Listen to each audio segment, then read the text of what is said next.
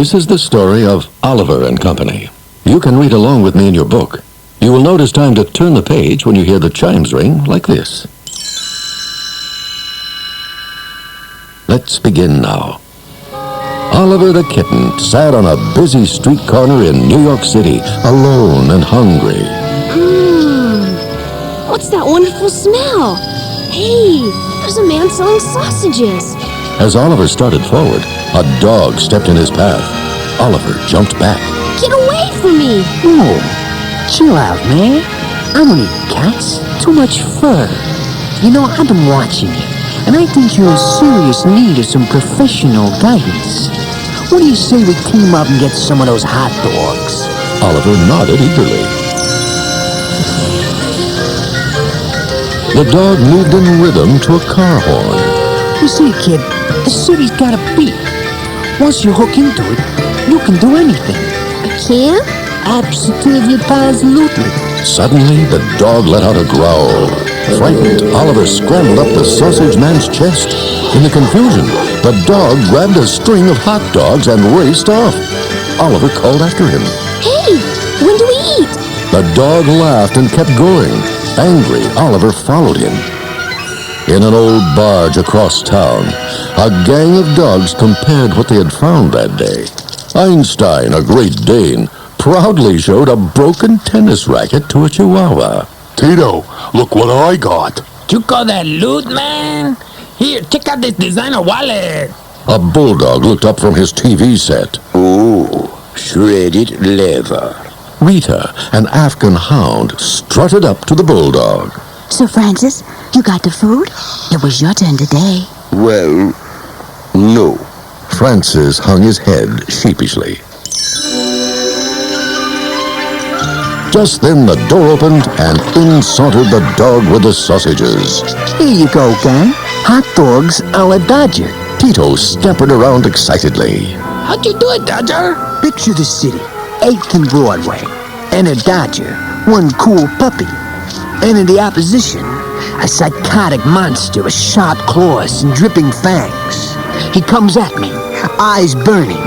Suddenly, There was a crash, and an object came hurtling through the ceiling. Tito raced around in circles. Gang war, watch out! The object climbed out of a laundry pile where it had landed. It was Oliver. He'd been watching the dogs through a hole in the ceiling. I'm sorry. I just want my sausages. Rita laughed. Sir Dodger, this is your monster? Hey, Dodger man, let's see the big bag kitty fighter in action. Tito took a running leap and landed on top of Dodger. Einstein grinned and jumped in. Oh boy, a dog pile. Suddenly, the door burst open, and Oliver dove for cover inside a box. In strode Fagin, the dog's master. Sykes will be here any minute. Oh, why did I ever borrow money from that man? Now he's saying he'll kill me if I don't pay him back. Okay, gang, where's today's loot?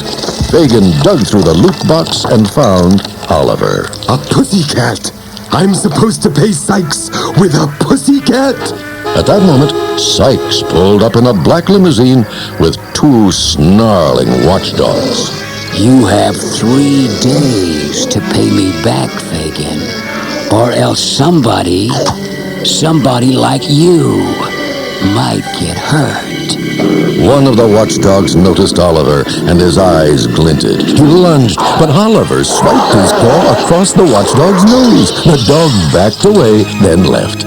Dodger grinned proudly at Oliver. what did I tell you guys? Old Dodge can really pick him, huh? Fagin staggered back into the barge and collapsed in a chair. 3 days. I'll never get the money by then. Rita licked Fagin's chin, and Francis hurried off to get some slippers. Einstein brought a book. Fagin began to feel better. All right, Einstein, I'll read to you, but only one chapter. Once upon a time, there was a dog named Sparky. Oliver sighed, snuggled up next to Dodger, and fell asleep. The next day, Fagin loaded the gang onto the back of his motor scooter and drove downtown. Dodger, keep an eye on the cat. And remember, we need money, or else. Dodger was ready for action. Okay, gang, let's try a chauffeur shuffle. See that limousine coming up the street? Here's the plan. Einstein, give me a fender bender. Tito, you're in charge of electronics. Cat, you stick with Tito and try to help. Inside the limousine, a little girl named Jenny was reading a letter from her parents. She turned to the chauffeur. Oh, Winston, I don't think they'll make it home for my birthday. As the limousine rounded a corner, Einstein leaped out and banged into its side. The car screeched to a stop, and Winston jumped out. Oh, you poor dog. What have I done to you? Meanwhile, Tito scrambled into the car and began chewing through the radio wires. Come on, kitty. You be the lookout. When Oliver jumped in, he accidentally bumped the key and started the car. Tito fled, but Jenny saw Oliver and picked him up. Poor little kitty. I'm gonna take you home. Winston got back into the limousine and they pulled away. Tito and Dodger followed until the car stopped in front of an elegant mansion. Oh, man, Dodger, they got the kid. We gotta bust him out of there. Don't worry, Tito. We will. Absolutely, positively. Inside the house, Jenny cooked breakfast for Oliver. I bet you're starved, huh? Here, you can use Georgette's bowl. She poured the food into a gold dish. When Jenny left to answer the phone, a fluffy lavender poodle sashayed into the room, frowning in disgust. Do you happen to know whose bowl you're eating out of? Oliver gulped. Someone named Georgette? Yes, just like everything else in this house. It's mine! A moment later, Jenny rushed back into the kitchen. Guess what, kitten? My parents say I can keep you. Isn't it wonderful, Georgette? You two are going to be such good friends. Jenny took Oliver to a fancy jewelry shop where she picked out a gold pendant. I'm having it engraved, kitten, with your name, Oliver, and your new address, 1125 Fifth Avenue. That afternoon, Oliver watched Jenny practice piano. He felt like he was really somebody's friend. It was almost too good to be true. The next day, while Jenny was at school, the gang crept into the mansion and went up to Jenny's room where they ran into Georgette. So, you mutts are here to rescue your kitten? I'd be delighted to help you.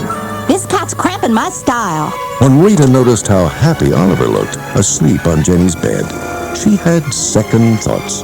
But Georgette was already picking up Oliver. She stuffed him into a pillowcase. Now get going, mutts. Hurry, use the fire escape. The dogs took Oliver back to the barge. When they let him out of the bag, he looked up sadly at Dodger. I was really happy there. Why'd you guys take me? Hey, this place not good enough for you anymore, kid? Don't want to mix with the riff-raff? No, I like everyone in the gang. But there's a little girl in... Dodger, I just want to go back. Fine. No one's stopping you. Just then, Fagin walked through the door and picked up the kitten. I got 2 hours left, pussycat. How can I ever pay off Sykes? Fagin noticed Oliver's gold tag.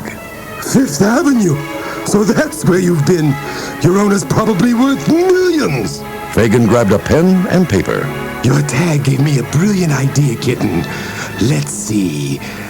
Dear pet owner. Dear rich pet owner. When Jenny received Fagin's ransom note and map, she didn't waste a minute. Come on, Georgette, we have to rescue Oliver. She took the reluctant poodle and hurried through the dimly lit streets. At last she rounded a corner and saw Fagin. Excuse me, sir. I'm lost. You see, I came to find my kitty. Your kitty? Where was Oliver's rich owner? Yes, you see, somebody stole him, and I brought my piggy bank to get him back. That's all I have. Fagin's plan had failed, and to make matters worse, the little girl was starting to cry. Fagin took Oliver out of his pocket. Look, I found a little lost kitten. Maybe he's yours. Oliver! that moment, a car started toward them. It was Sykes. Zooming past, he opened his door and pulled Jenny inside. Don't be afraid, little girl. Your parents will pay plenty to get you back. Oliver watched the car speed away. They took Jenny. But Dodger and the gang were already off and running. Don't worry, Cat. She's your friend, so we'll get her back. Oliver, Georgette, and the gang followed Sykes to his warehouse, where they crouched outside the door. They could see Jenny tied to a chair inside an office, with Sykes looking on. When he stepped away, Dodger nudged Francis. You go in first and keep an eye on the monitors. Make sure the coast is clear. A moment later, Dodger and the others slipped inside the office. Oliver jumped into Jenny's lap. Oh, Oliver. They untied her and hurried to the loading door. But when they opened it, Sykes was standing outside. The party's over, dogs. Suddenly, there was the sound of a sputtering motor. Climb on board, everyone! It was Fagin on his scooter. He gunned the engine and raced past the startled Sykes. Watch your heads, gang! We're going for a little ride on the subway! Georgette watched in horror as Fagin clattered down the station entrance and right onto the subway tracks. But as the scooter gathered speed, he turned around. Sykes is right behind us! He's crashing into the scooter! Jenny, look out! The collision had knocked Jenny onto the hood of Sykes' car. Oliver and Dodger leaped onto the limousine to help out.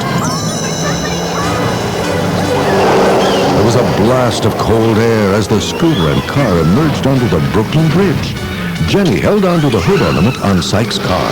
There's a train coming. Right at us. Mr. Fagin, help!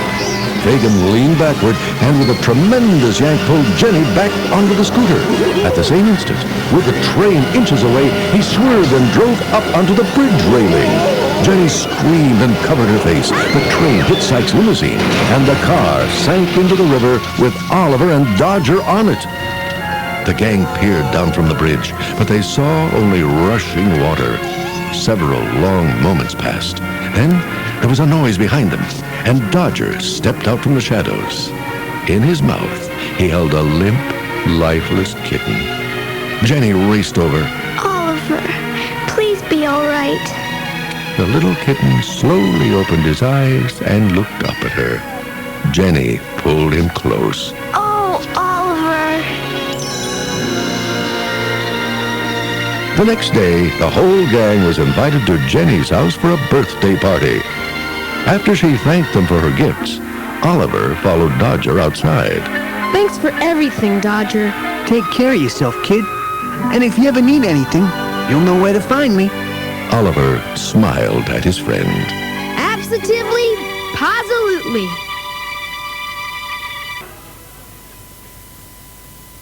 That was the end of the story. If you'd like to hear it again, just turn the tape over.